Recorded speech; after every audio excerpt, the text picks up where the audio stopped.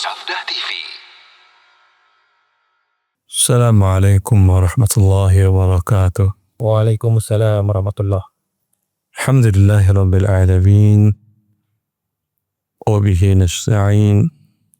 Wassalatu wassalamu ala sayyidil mursalin. Nabiyyina Muhammadin wa alihi wa sahbihi ajma'in wa ba'du. Kita setelah membahas apa yang dimaksud dengan gharar, kemudian perbedaan gharar dengan beberapa istilah yang berdekatan maknanya, kemudian kasus-kasus gharar di masa jahiliyah sudah kita jelaskan, dan sekarang bagaimana kasus-kasus gharar dalam muamalat kekinian. Fadhal. Bismillahirrahmanirrahim. Aba wa ummahat, insyaallah kita mulai di halaman 274, subbab 3.12, gharar dalam muamalat kontemporer. Imam Nawawi berkata, larangan jual beli gharar merupakan salah satu dasar yang sangat prinsip dalam pembahasan muamalah. Gharar terdapat dalam banyak bentuk muamalah. Sebagaimana dinyatakan oleh Imam Nawawi bahwa gharar sering terdapat dalam muamalah, sama juga halnya dengan muamalah kontemporer. Tidak terlepas dari gharar dengan porsi yang berbeda-beda. Terkadang gharar tersebut merusak keabsahan sebuah akad muamalat dan terkadang tidak, karena bisa jadi kadarnya dalam akad relatif kecil atau keberadaannya hanya sebagai pengikut, atau transaksi tersebut sangat dibutuhkan oleh orang banyak, atau akadnya adalah hibah. Berikut ini beberapa muamalah kontemporer yang mengandung gharar. Sebagian bentuknya diharamkan oleh seluruh para ulama dan sebagian lagi hukumnya diperselisihkan. Subbab berikutnya, jual beli barang dan jasa melalui telepon, internet, dan aplikasi. Kemajuan di bidang teknologi informatika juga merambat kepada kemajuan di bidang perdagangan. Dahulu, sebuah transaksi niaga hanya dapat dilakukan dengan cara kedua belah pihak hadir dalam satu majelis. Namun, dengan adanya telepon dan internet, maka jarak yang jauh antara dua pihak yang bertransaksi bukan lagi menjadi penghalang untuk melangsungkannya. Berbagai jenis transaksi dapat dilakukan melalui media telepon dan internet, seperti jual beli barang atau jasa, penukaran mata uang, penarikan uang tunai, pengiriman uang, dan lain sebagainya. Khusus transaksi perbankan, kemajuan teknologi informatika sangat dirasakan manfaatnya. Namun, bagaimanakah syariat mensikapinya? Para ulama sepakat bahwa transaksi yang disyaratkan tunai serah terima barang dan uang tidak dibenarkan untuk dilakukan melalui telepon dan internet, seperti jual beli emas dan perak.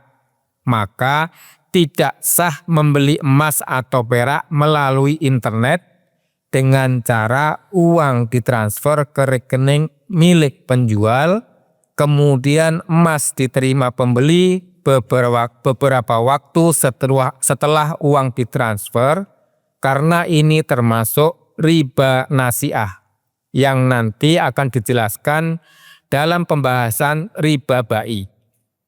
Kecuali objek yang diperjualbelikan dapat diserah terimakan saat itu juga, seperti penukaran mata uang asing melalui ATM, maka hukumnya boleh. Sebagai ilustrasi, A memiliki tabungan dalam bentuk rupiah di salah satu bank di Indonesia. Pada saat A berada di luar negeri, A membutuhkan uang dolar Amerika. Lalu A menarik uang tunai dalam bentuk dolar menggunakan kartu ATM-nya pada salah satu anjungan milik bank di negeri ia berada.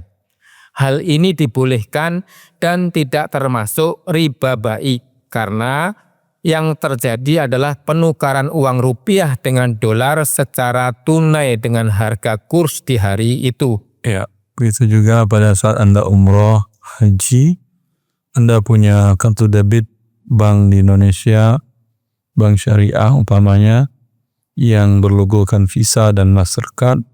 Ketika butuh uang real, Anda tidak perlu tukar.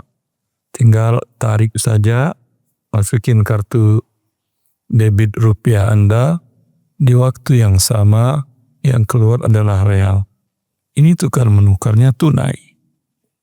Tapi kalau beli emas, di Saudi Arabia dan Indonesia belum ada ATM-nya yang keluar emas. Sedangkan emas dengan rupiah disyaratkan tunai. Tapi di beberapa negara yang lain sudah bisa, seperti di Malaysia atau di Dubai, ada ATM emas. Kalau tidak disyaratkan tunai, tidak ada masalah. Lanjut. Hukum di atas berdasarkan keputusan Majma' al-Fiqih al-Islami Divisi Fikih Oki nomor 52 3/6 tahun 1990 setelah menjelaskan kaidah dalam transaksi menggunakan sarana komunikasi modern. Disebutkan kaidah-kaidah yang telah disebutkan di atas tidak dapat diterapkan untuk akad nikah karena disyaratkan harus ada saksi. Juga tidak dapat diterapkan untuk shorf atau tukar menukar mata uang atau jual beli emas dan perak karena disyaratkan harus serah terima barang dan uang secara tunai. Ya, kalau tunai terjadi bisa terjadi tunai, ya halal, tidak masalah. Lanjut.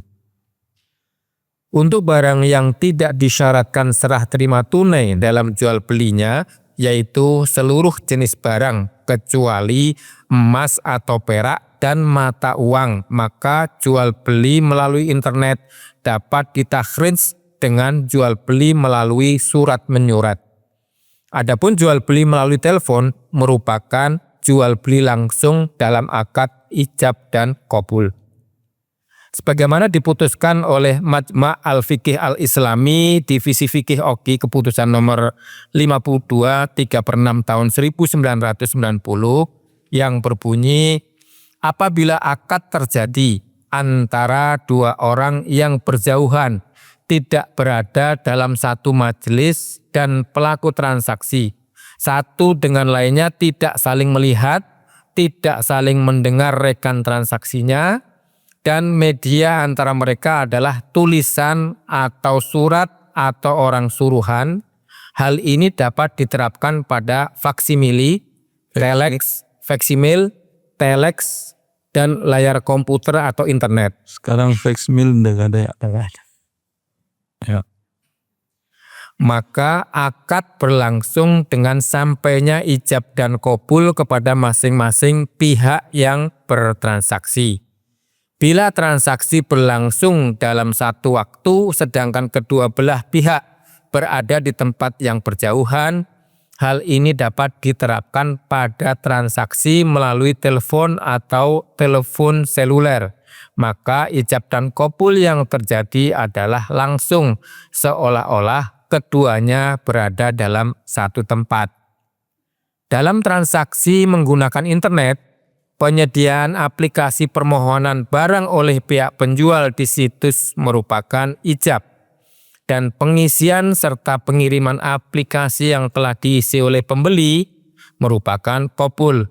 Adapun barang hanya dapat dilihat gambarnya serta dijelaskan spesifikasinya dengan lengkap dengan penjelasan yang dapat mempengaruhi harga jual barang. Setelah ijab dan qabul berlangsung, pihak penjual meminta pembeli untuk mentransfer uang ke rekening bank milik penjual. Dan setelah uang diterima, penjual mengirim barang kepada pembeli melalui jasa pengiriman barang. Karena fisik barang yang diperjualbelikan tidak dapat disaksikan langsung, hanya sebatas gambar dan penjelasan spesifikasinya, maka jual beli ini dapat ditakhrij dengan bai al-ghaib ala asyifat, yaitu jual beli barang yang tidak dihadirkan pada majelis akad atau tidak disaksikan langsung sekalipun hadir dalam majelis, seperti beli barang dalam kardus atau kotak yang hanya dijelaskan spesifikasinya melalui kata-kata. Pemilik situs belanja di internet bermacam-macam. Ada yang memang menjual barang yang telah dimilikinya dan ada yang tidak memiliki barang yang ditampilkan di situsnya. Ia hanya sebatas maklar. Ya, jelaskan ya. Lanjut. Berikutnya adalah pemilik situs telah memiliki barang yang ditampilkan. Jika pemilik situs telah memiliki terlebih dahulu barang yang ia tampilkan, maka para ulama berbeda pendapat tentang keabsahan hukumnya. Perbedaan pendapat ini disebabkan oleh perbedaan mereka dalam hukum bai al-ghaib ala asyifat. Pendapat pertama, jual beli barang yang tidak disaksikan pada saat akad, sekalipun barang tersebut ada, hukumnya tidak sah. Pendapat ini merupakan mazhab Syafi'i. An-Nawawi berkata, pendapat yang kuat dalam mazhab bahwa bai al-ghaib ala asyifat tidak sah. Pendapat ini berpegang kepada hadis Nabi Shallallahu Alaihi Wasallam yang diriwayatkan dari Abu Hurairah radhiyallahu anhu, yang artinya Rasulullah Shallallahu Alaihi Wasallam melarang jual beli gharar. Hadis riwayat Muslim. Nabi Shallallahu Alaihi Wasallam melarang jual beli yang mengandung unsur gharar dan jual beli barang yang tidak terlihat oleh mata, hanya sekedar penjelasan melalui kata-kata termasuk jual beli gharar karena objeknya tidak jelas. Dengan demikian, jual beli barang yang tidak disaksikan fisiknya dilarang. Ya, dan ini mazhab siapa? Syafi'i. Syafi'i. Tapi Syafi'i hari ini transaksi online apa tidak? Iya. Berarti dia mungkin tidak tahu mazhabnya, atau hanya pura-pura ngaku Syafi'i tapi nggak tahu mazhab imamnya. Yang jelas pada hari ini tidak ada orang-orang di Indonesia yang mengaku mazhab Syafi'i tapi mereka tidak melakukan transaksi online atau mengharamkannya. Karena dalam mazhab Syafi'i ini tidak boleh, seperti yang dikatakan oleh Imam Nawawi. Barangnya ada, ini buku saya di mobil ketinggalan umpamanya. Lalu ada yang datang, Ustaz saya mau beli, anggap ini bukan masjid. Ustaz saya mau beli buku harta haram, mau kontemporer, cetakan 26. Ya ada, saya bilang. Ada di mobil, cetakan 26 itu soft cover, kemudian kertasnya sebanyak, kertasnya apa nama kertasnya ini, HPS, ya, kemudian jilidnya dijahit, jumlah halamannya sebanyak 725 halaman. Pembahasannya tentang definisi harta haram, kemudian definisi zalim dan turunannya dalam kehidupan keseharian, definisi gharar dan dalil serta macam-macamnya dan turunannya dalam transaksi jahiliyah dan kekinian. Begitu juga riba. Oh iya Ustaz, saya sudah tahu. Ya, berapa Ustaz? 120.000 umpamanya. Dia bayar. Dan mazhab Syafi'i sah ini? Sah atau tidak dalam mazhab Syafi'i? Tidak. Tidak sah dalam mazhab Syafi'i. Ini namanya bai'ul ghaib. barang gaib. Gaibnya nggak ada di hadapan dia. Jelas? Dia baru jadi sah dalam Syafi'i ini. Saya jual, lalu dia buka, dia baca, dikit saya beli ya Ustaz. Ya. Tapi kalau tadi hanya dengan spesifikasi, tidak sah. Pertanyaannya, jual beli salam, tahu salam? Tahu salam. Tahu? Boleh apa tidak dalam mazhab Syafi'i? Boleh. Karena ada hadis Nabi bahwa Nabi SAW datang ke Madinah dan penduduk kota Madinah telah melakukan akad salam untuk kurma. Setahun, 2 tahun, bahkan 3 tahun sudah terimanya. Berarti kalau sudah terimanya 3 tahun, sekarang barangnya sudah ada? Belum tentunya. Buah 3 tahun lagi mana ada, sekarang ada.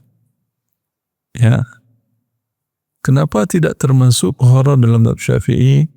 Sebetulnya gharar, tapi karena Nabi membolehkan. Ya. Lalu apa bedanya dengan yang bukunya di mobil tadi? Bukunya di mobil tadi mungkin ada, mungkin hilang. Ya atau tidak? Tapi kalau dengan spek 2029 penyerahan kurmanya, ya, atau penyerahan bukunya. Bukunya tidak ada, waktu masih panjang untuk dicetak. Kurma yang saya maksud itu dalam hati kurma yang ada pohonnya di saya, tidak berbuah. Saya bisa cari dengan spek yang lain. Tapi kalau yang tadi di mobil hilang, kemana saya mau cari lagi? Kan yang saya jual di mobil. Itu dalam mazhab Syafi'i. Tapi jumhur membolehkan. Mayoritas para ulama membolehkan. Dan ini biasa saja dalam beragama, tidak ada berarti mazhab Syafi'i lemah, tidak. Mereka juga berdalil dengan hadis, maksud mereka ini gharar. Mungkin nanti barangnya tidak bisa diserah terimakan. La qadarullah, satu lain hal. Lanjut. Tanggapan. Tidak benar bai al-ghaib al-asyifat termasuk jual beli gharar. Karena sebuah objek barang menjadi jelas. Ini menurut mayoritas para ulama ya. Para ulama mengatakan tidak benar. Ada lagi dalilnya nanti. Lanjut. Karena sebuah objek barang menjadi jelas dapat diketahui dengan indera mata atau melihat langsung, dan juga dapat diketahui dengan indera lain dengan cara penjelasan spesifikasi barang melalui kata-kata baik dalam bentuk tulisan ataupun lisan. Dan syarat menghukumi sama antara mengetahui sesuatu hal dengan cara melihat langsung ataupun dengan sekedar uraian kata-kata. Allah berfirman yang artinya, maka setelah datang kepada mereka apa yang telah mereka ketahui, mereka lalu ingkar kepadanya. Al-Baqarah ayat 89. Ya. Allah mengatakan tentang orang Yahudi. Falamma ja'ahum ma'arafu kafaru bih. Dahulu ada dalam Alkitab mereka bahwa Nabi akhir zaman seperti ini. Mereka beriman. Tatkala datang Nabi tersebut yang sesuai dengan spesifikasinya, mereka kafir. Allah menyamakan kafirnya mereka sesuai dengan spesifikasi atau melihat langsung. Bisa dipahami? Ya. Berarti ketika Allah menyamakan kafir dengan spesifikasi, kafir dengan melihat langsung sama. Begitu juga jual beli barang dengan spesifikasi dengan jual beli barang melihat langsung, hukumnya sama. Kalau jual belinya Melihat langsung boleh, spesifikasi juga boleh. Karena Allah menyamakan dua hal ini. Jelas? Bai'ul ghaib ada sifat yang spesifikasi. Berarti dalam mazhab Syafi'i jual beli Indomie boleh apa tidak? Turunan dari pendapat tadi boleh apa tidak? Ya, tidak boleh lah. Buka dulu, bungkusnya dilihat, lalu boleh dijual belikan dalam mazhab Syafi'i.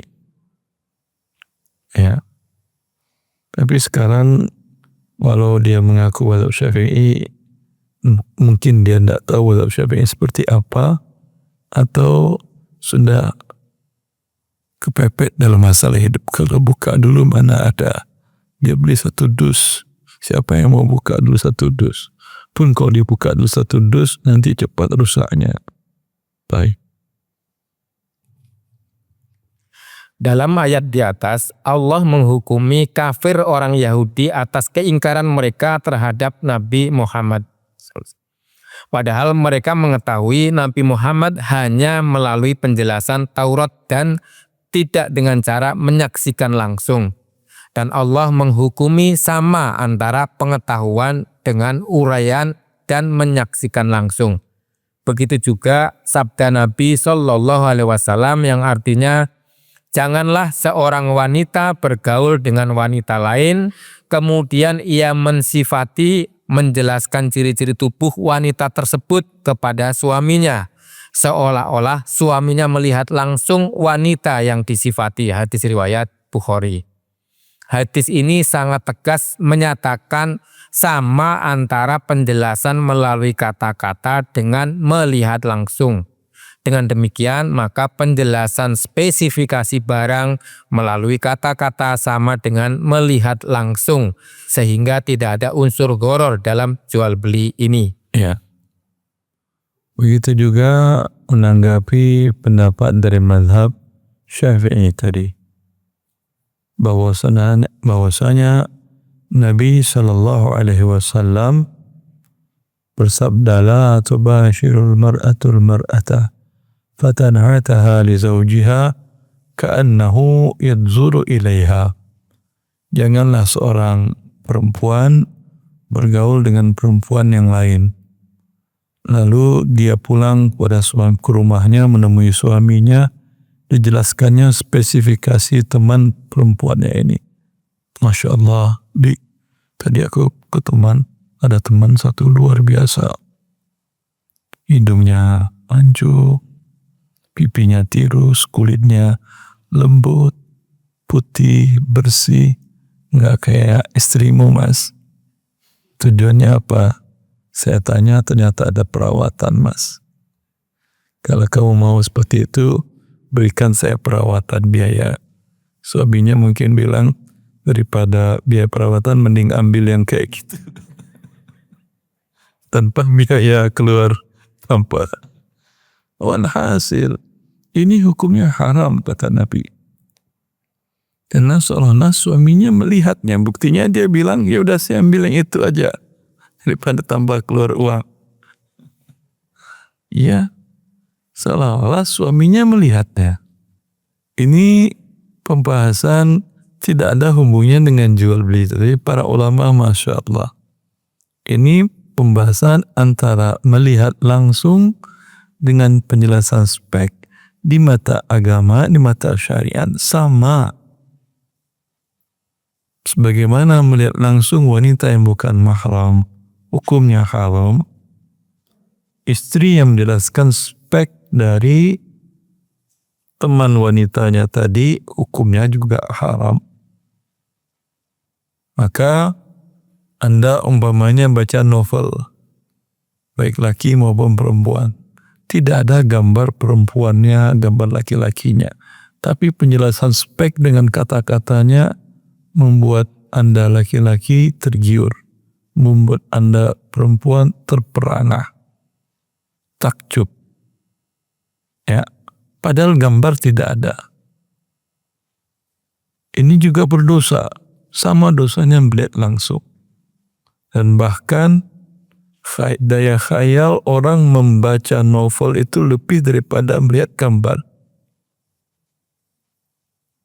Ya, seperti itu. Rumahnya bagus. Dan dalam hari kiamat surga itu penjelasan spesifikasi atau melihat. Spesifikasi. Allah mengatakan bahwa rumah di surga seperti dijelaskan oleh Nabi, lantainya emas, dindingnya batu safir, batu berlian, ya, berada di bawah arsy Ar-Rahman, arsy Allah Azza wa Jalla.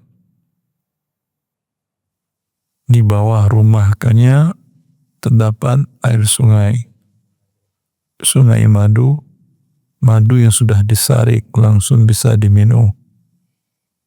Sungai air susu yang tidak pernah basi dan selalu segar. Sungai khamar yang diminum tidak memabukkan. Itu dengan spesifik yang dijelaskan dalam Al-Quran membuat daya khayal orang lebih tinggi dan lebih besar dan lebih bersemangat untuk mengejar surga Allah Jalla fi'ula.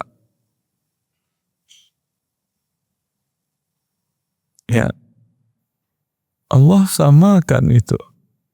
Maka jual beli dengan spesifikasi, dengan melihat langsung sama. Ya, buktinya ternyata barang datang jelek, Ustaz. Ada dua kemungkinan. Kemungkinan tidak sesuai dengan spesifikasi. Iya atau tidak? Spesifikasinya A, yang datang adalah J. Jauh banget grade-nya itu. Ya. Allah. Dan dilihat langsung juga ada, tipuan mata juga ada. Seperti Anda juga ada gharornya tapi sama-sama sedikit. Seperti Anda umpamanya datang belanja baju atau peralatan di tokonya. Itu dengan pencahayaan, dengan tempat, dengan desain interior. Ya, cakep banget. Masya Allah. Sampai di rumah dilihat, tadi kok cakep, sekarang kok begini ya bentuknya. Tetap ada gharar. Tapi ghararnya sedikit. Maka bila dibolehkan dengan dilihat, dengan spesifikasi juga boleh. Bahkan tipuan mata lebih tinggi daripada tipuan spesifikasi.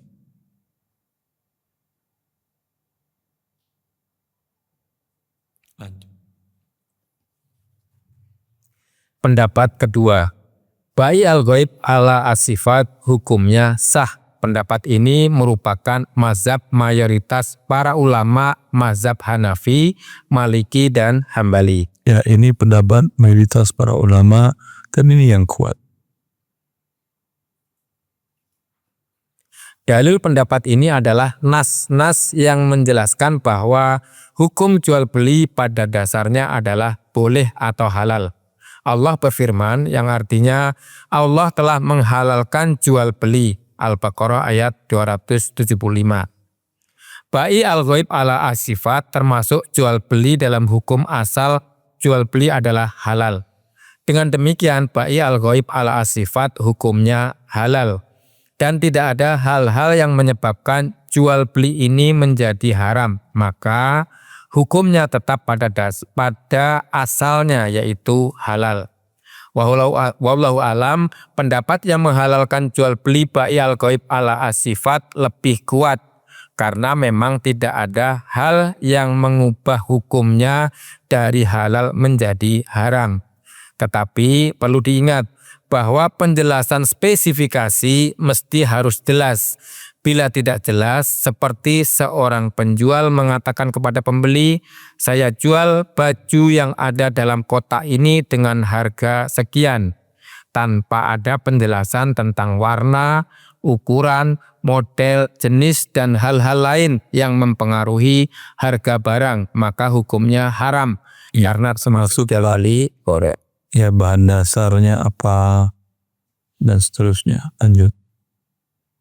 Setelah mengetahui bahwa bai'al ghaib ala sifat dibolehkan syariat, maka hukum menjual barang yang telah dimiliki oleh pemilik sebelum ditawarkan di situs miliknya, hukumnya juga dibolehkan. Ya, ini menjual dengan online, tapi dia ada stok barang. Dia maksudnya sudah dimiliki, stok barang miliknya. Atau dia mewakilkan, pemiliknya mengatakan, ini stok barang saya ada, silahkan engkau bantu jualkan dengan online. Ini berarti yang menjualkan dapat izin menjualkan sebagai wakil dari penjual pemilik barang.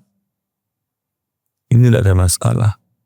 Kalau dia menjualkan live umpamanya di mana, ya, tapi barang bukan milik dia, tapi pemilik barang mengangkat dia jadi karyawan untuk nge-live it. Laku nggak laku, terjual, dia dapat gaji sekian. Atau bisa juga si pemilik barang, pemilik toko mengatakan setiap yang terjual melalui online tadi, live tadi, kamu dapat imbalan 30%. Besar kan ya? Mau nggak kira-kira tukang live tadi? Mungkin nggak mau. Karena transaksi saat live mungkin nggak terlalu banyak. Yang banyak itu setelah live-nya itu nanti. Itu mungkin yang banyak. Ya tinggal dia naikkan persentasenya. Apakah 50%? Karena efek dari iklan kan bukan hanya pada saat live kan ya. Karena selamanya setelah live itu kan bisa diunduh lagi oleh para konsumen. Mungkin dia minta sekali live bukan berdasarkan penjualan, tapi berdasarkan waktu, menit, sekian rupiah. Mau laku, ndak laku dia dapat. Atau dia bisa mengatakan, selagi kamu ada produk berapa, namanya sekian kodi. Saya minta 20% dari sekian kodi tadi.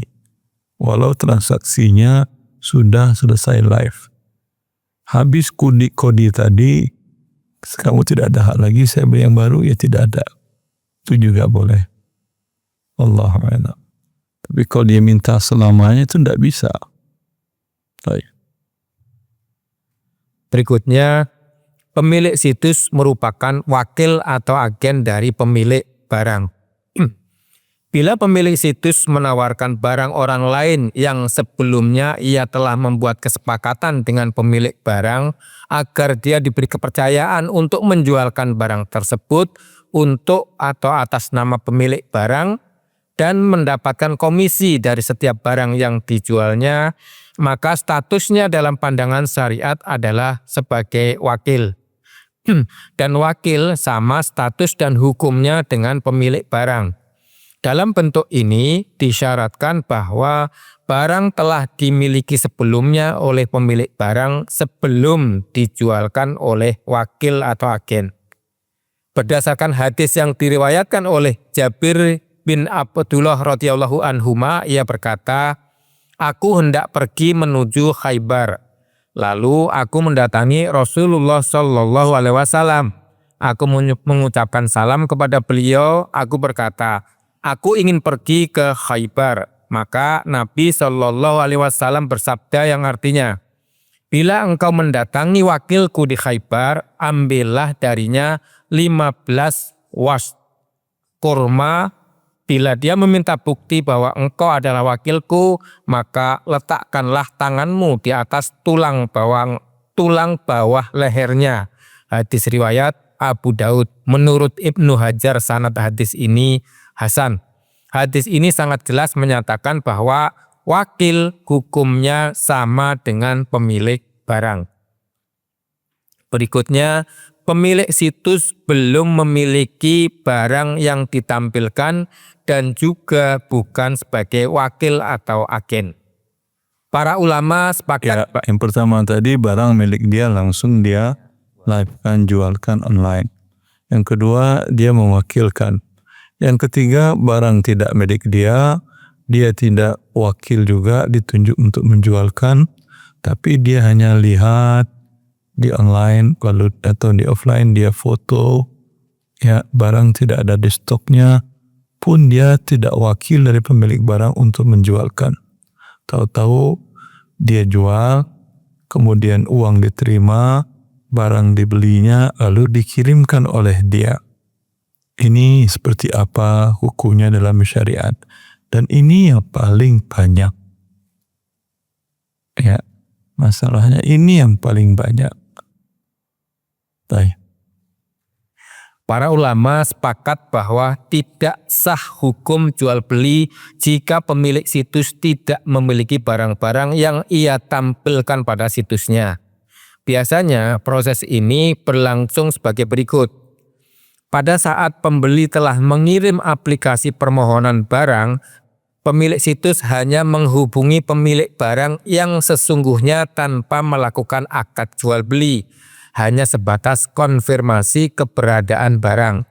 Setelah ia meyakini keberadaan barang, lalu ia meminta pembeli untuk mentransfer uang ke rekeningnya. Setelah uang ia terima, barulah ia membeli barang tersebut dan mengirimkannya kepada pembeli. Akad jual beli ini tidak sah karena ia menjual barang yang bukan miliknya. Akad ini mengandung unsur gharar disebabkan pada saat akad berlangsung, penjual belum dapat memastikan apakah barang dapat ia kirimkan kepada pembeli atau tidak. Hal ini berdasarkan sabda Nabi Shallallahu Alaihi Wasallam yang diriwayatkan oleh Hakim bin Hizam radhiyallahu anhu. Ia berkata, yang artinya, wahai Rasulullah, seseorang datang kepadaku untuk membeli suatu barang. Kebetulan barang tersebut sedang tidak kumiliki. Apakah boleh aku menjualnya, kemudian aku membeli barang yang diinginkannya dari pasar? Maka Nabi Shallallahu Alaihi Wasallam menjawab, jangan engkau jual barang yang belum engkau miliki. Hadis riwayat Daud, hadis ini disahihkan oleh Al-Albani. Ya, dalam hadis ini jelaskan ya, di mana hakim mengatakan, ya Rasulullah, bolehkah aku menjual barang orang datang kepadaku ingin beli, barangnya tidak ada padaku, tidak di stop juga tidak diwakilkan. Bolehkah aku jual lalu aku beli ke pasar? Sama tadi.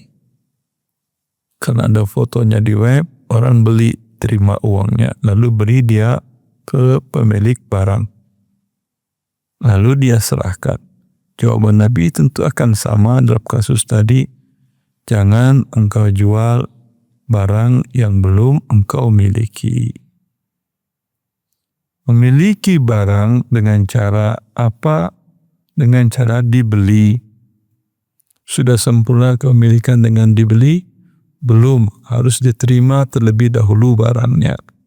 Sudah dibeli dengan akad, sudah dibayar secara online, tapi belum diterima barangnya, Nabi juga belum mengizinkan untuk dijual. Hatta taqbidahu dalam lafaz yang lain. Jangan kau jual barang yang telah engkau beli sampai barang itu engkau terima. Ya. Lanjut. Solusi syar'i. Agar jual beli ini menjadi sah, pemilik situs dapat melakukan langkah-langkah berikut. Yang pertama, beritahu setiap calon pembeli bahwa penyediaan aplikasi permohonan barang bukan berarti ijab dari penjual atau pemilik situs. Yang kedua, setelah calon pembeli mengisi aplikasi dan mengirimkannya, pemilik situs tidak boleh menerima langsung akad jual beli. Akan tetapi ia beli terlebih dahulu barang tersebut dari pemilik barang sesungguhnya dan ia terima. Kemudian baru ia jawab permohonan pembeli dan memintanya untuk mentransfer uang ke rekening miliknya. Lalu barang dikirimkan kepada pembeli. Untuk menghindari kerugian akibat pembeli via internet menarik keinginannya untuk membeli selama masa tunggu, sebaiknya penjual mensyaratkan kepada pemilik barang sesungguhnya bahwa ia berhak mengembalikan barang selama 3 hari sejak barang dibeli. Ini yang dinamakan khiyar syarat. Ya, kalau ada di grup WA ibu-ibu menawarkan barang, padahal dia bukan pemilik barang. Belum dia beli, belum dia terima. Tapi dia ingin melakukan itu. Apa solusinya? Dia beritahukan di grup yang ingin beli A, B, C. Tapi pesanan ini bukan berarti mengikat, bukan jual beli. Saya hanya sekedar ingin tahu saja keinginan Anda. Nanti kalau barang sudah ada di saya konfirmasi lagi yang ingin boleh, yang tidak jadi tidak ada masalah, saya enggak akan marah. Kalau yang ingin mungkin harganya sama, mungkin lebih murah, mungkin lebih mahal. Ya, pada saat itu baru mengikat, boleh ditransferkan uang. Ini solusi. Ya. Begitu juga kalau dia sudah beli barang, kan kemungkinan pembeli tidak jadi ada kan ya.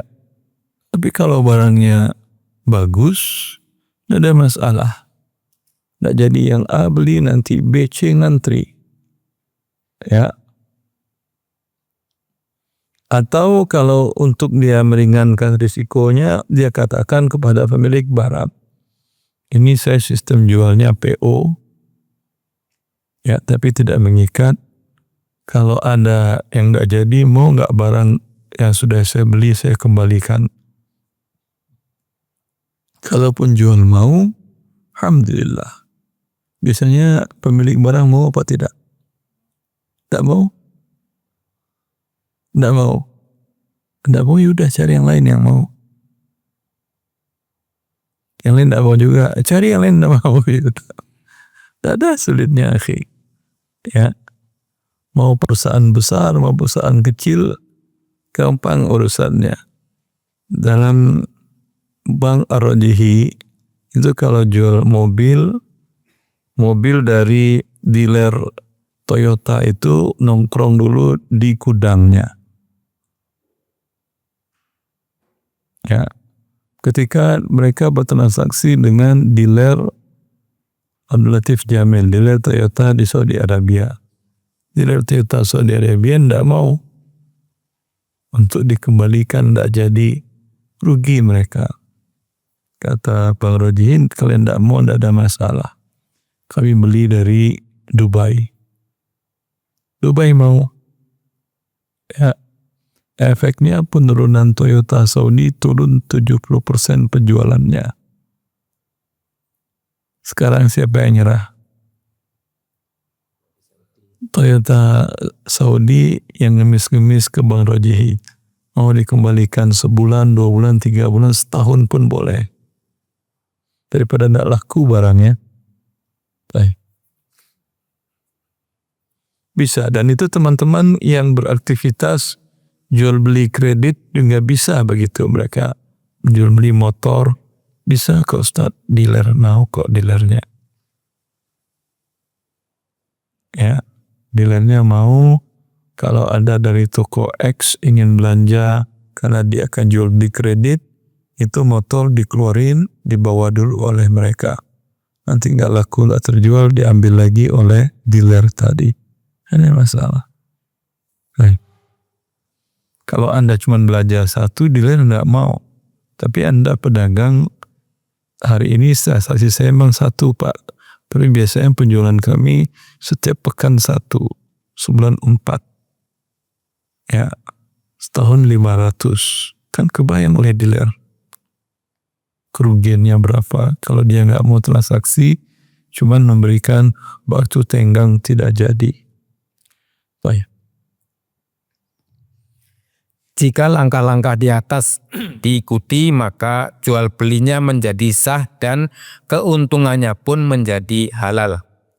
Sebagian orang menawarkan solusi untuk pemilik situs yang belum memiliki barang dengan cara mengubah akad jual beli menjadi akad salam, di mana pemilik situs membuat akad pemesanan dari pembeli kepadanya dengan syarat uang dikirim tunai seluruhnya pada saat itu juga oleh pemesan.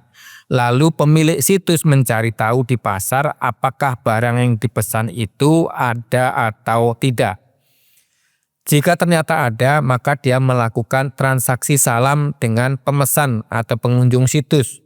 Setelah uang diterimanya, ia membeli barang yang dipesan lalu mengirimkannya kepada pemesan atau pengunjung situs. Tinjauan fikih untuk solusi ini. Solusi ini didasarkan atas takhrij dari pendapat mazhab Syafi'i yang membolehkan melakukan akad salam tunai dengan syarat barangnya ada di pasaran. Zakaria Al-Ansori berkata, akad salam tunai dibolehkan, akan tetapi jika barang yang dipesan tidak ada, maka akad salamnya tidak sah. Para pendukung pendapat ini menafsirkan hadis yang melarang menjual barang yang tidak dimiliki bahwa maksud hadis tersebut adalah seseorang menjual barang yang telah ditunjuk barang yang itu, barang tersebut masih milik orang lain, kemudian dia membeli barang yang telah disepakati tadi dari pemiliknya, lalu dia menyerahkannya kepada pembeli. Maka maksud hadis Hakim bin Hizam, janganlah engkau menjual barang yang ditunjuk, barang itu bukan milikmu. Tanggapan, menafsirkan hadis yang melarang menjual barang yang bukan miliknya dengan penafsiran tersebut tidaklah tepat. Karena Hakim bin Hizam tidak menjual barang yang telah ditunjuk atau barang yang itu. Karena tradisi yang berlaku saat itu tidak ada orang menjual bahan makanan dan kain dengan menunjuk bahan makanan dan kain milik orang lain. Akan tetapi dari konteks hadis itu jelas bahwa seseorang datang kepada Hakim bin Hizam dan ia menginginkan barang dengan spesifikasi tertentu atau bahan makanan ataupun kain, lalu ia membuat akad jual beli, kemudian ia mencari barang sesuai dengan spesifikasi yang diminta dan membelinya, lalu menyerahkan kepada pembeli. Ini yang dilarang Rasulullah SAW dalam hadis Hakim bin Hizam. Larangan ini berarti larangan melakukan akad salam tunai. Maka salam tunai hukumnya tidak dibolehkan. Dan pendapat yang melarang akad salam tunai merupakan pendapat mayoritas para ulama dari mazhab Hanafi, Maliki, dan Hambali. Dan menurut mazhab Hambali bahwa jarak waktu antara akad salam dan penyerahan barang haruslah dalam waktu yang diperkirakan harganya berbeda.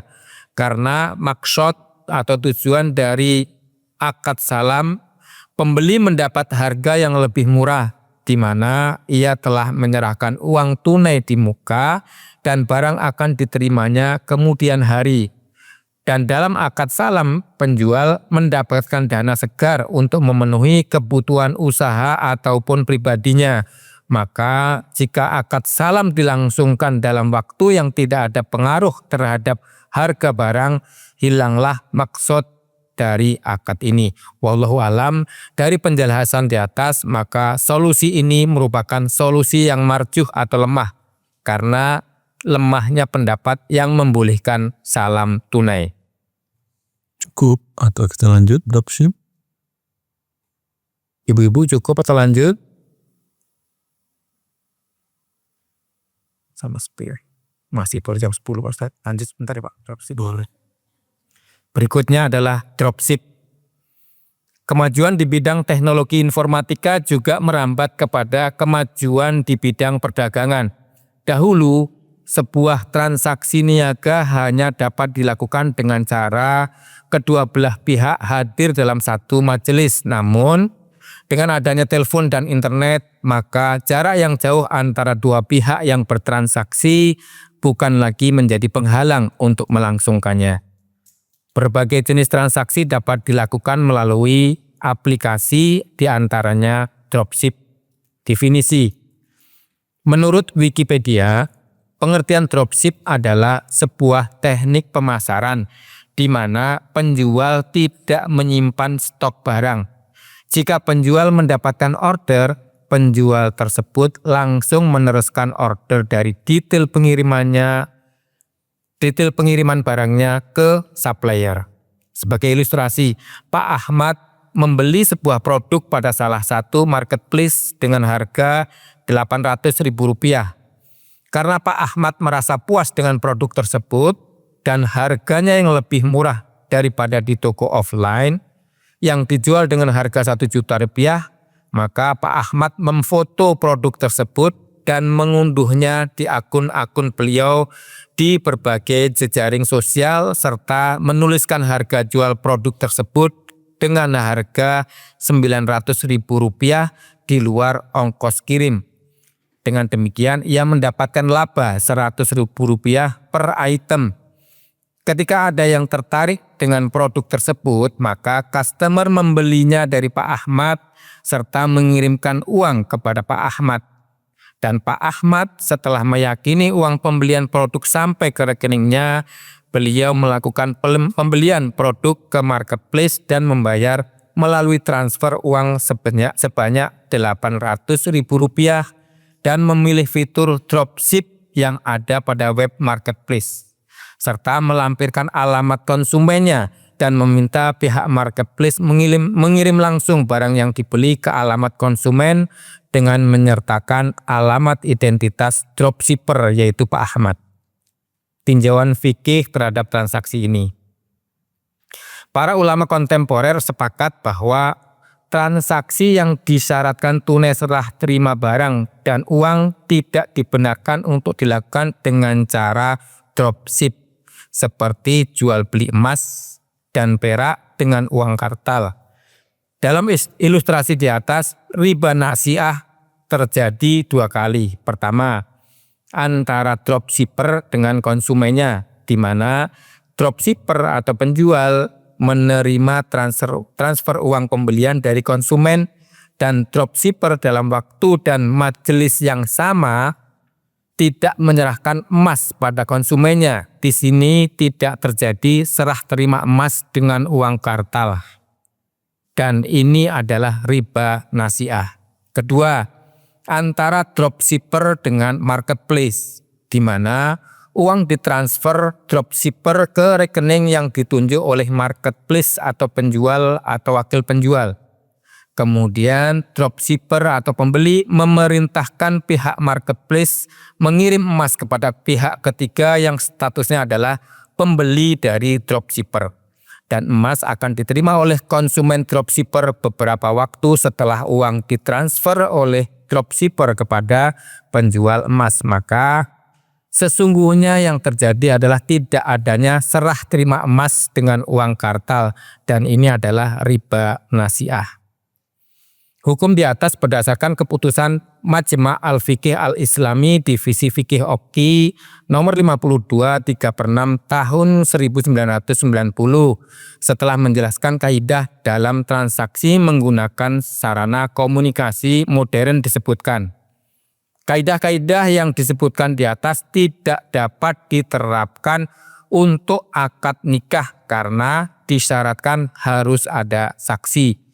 Juga tidak dapat diterapkan untuk syarf atau tukar-menukar mata uang atau jual beli emas dan perak karena disyaratkan harus serah terima barang dan uang secara tunai.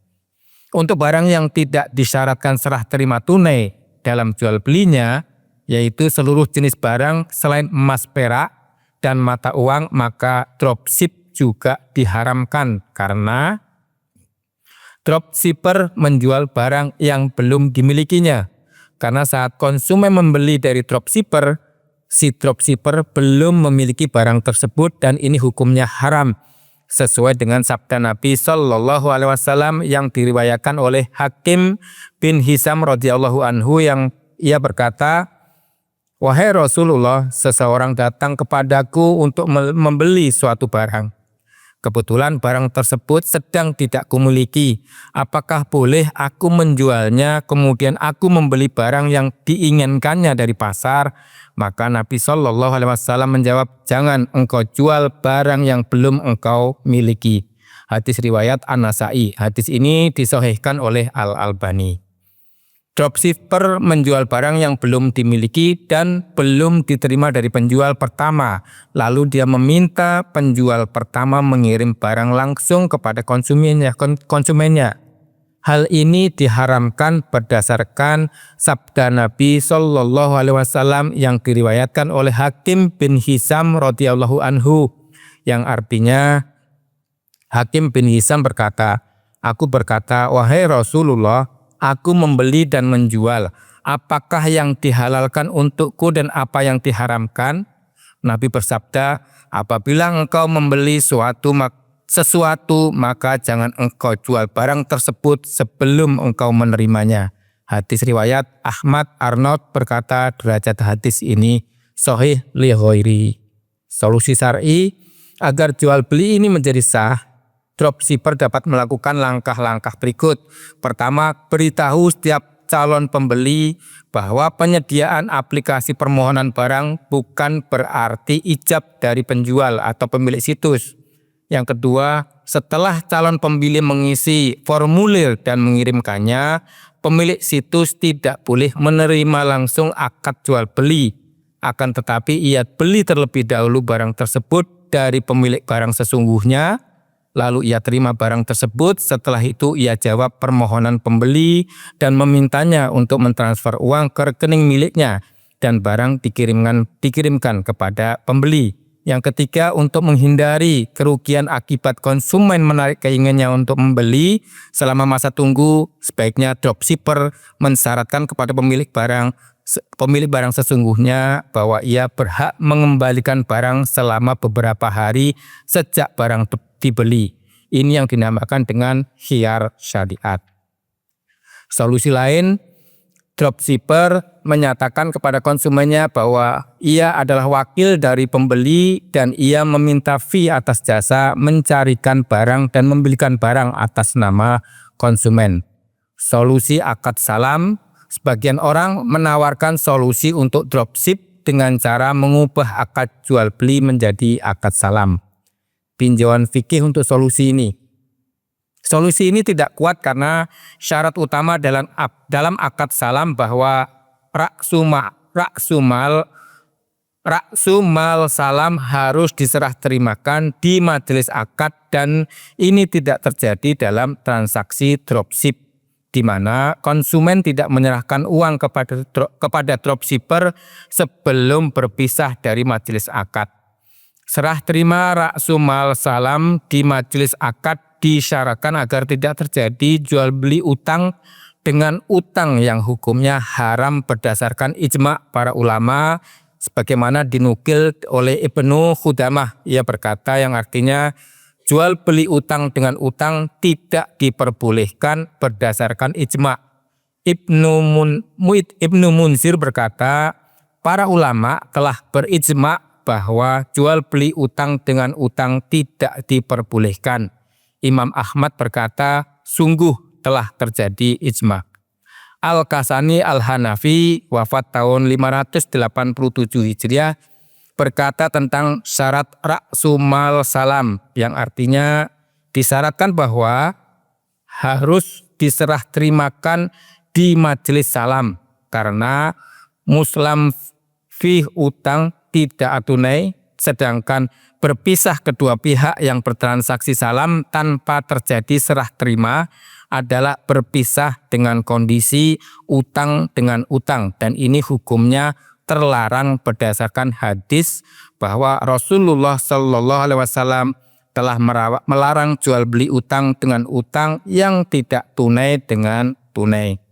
Asar Baini berkata yang artinya syarat pertama penyerahan raksumal atau alat membayar di majelis akad sebelum akad menjadi lazim, karena akad menjadi lazim dengan berpisah.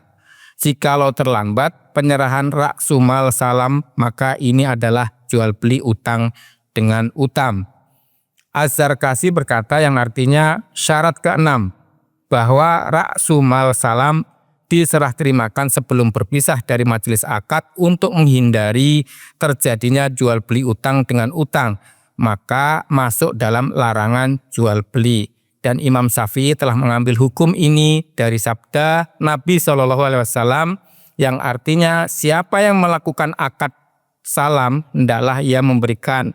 Ia berkata, karena salam tidak dapat dikatakan salam secara bahasa hingga uangnya diberikan kepada penjual salam sebelum berpisah dari penjual salam. Dan menurut hasil muktamar divisi fikih Oki bahwa tidak boleh melakukan akad salam via online karena terjadinya serah terima raksumal salam di majelis akad. Karena tidak terjadinya serah terima raksumal salam di majelis akad.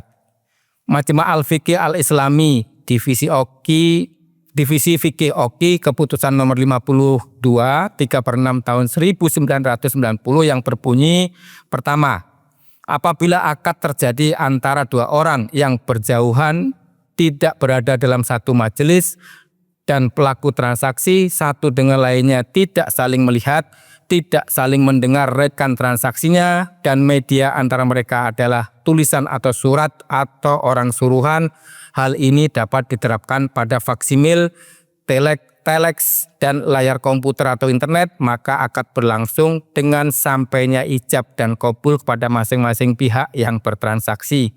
Bila transaksi berlangsung dalam satu waktu, sedangkan kedua belah pihak berada di tempat yang berjauhan, hal ini dapat diterapkan pada transaksi melalui telepon atau telepon seluler.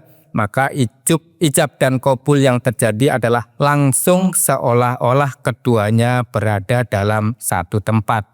Keempat, kaidah-kaidah di atas tidak dapat diterapkan pada akad nikah karena disyaratkan persaksian. Juga tidak dapat diterapkan pada akad salam karena akad salam disyariatkan menyegerakan serah terima raksumal. Wallahu alam, dari beberapa alasan di atas maka solusi ini merupakan solusi yang marjuh atau lemah. Ya, karena tidak bisa diserahkan uang di majelis akad kecuali dia mengatakan jangan tutup telepon aplikasi Anda, saya langsung transfer sekarang. Masuk, itu bisa salam namanya. Tapi biasanya kan nggak, dia pindah aplikasi dulu, buka m-banking atau mobile banking atau net banking, baru kemudian dia transferkan, sehingga sudah berpisah majelis dan tidak jadi salam nama akadnya. Baik. Semoga bermanfaat. Wallahu liat taufiq wa sallallahu nabiyina Muhammad wa alihi wa sahbihi wa sallam. Assalamualaikum warahmatullahi wabarakatuh. Waalaikumsalam warahmatullahi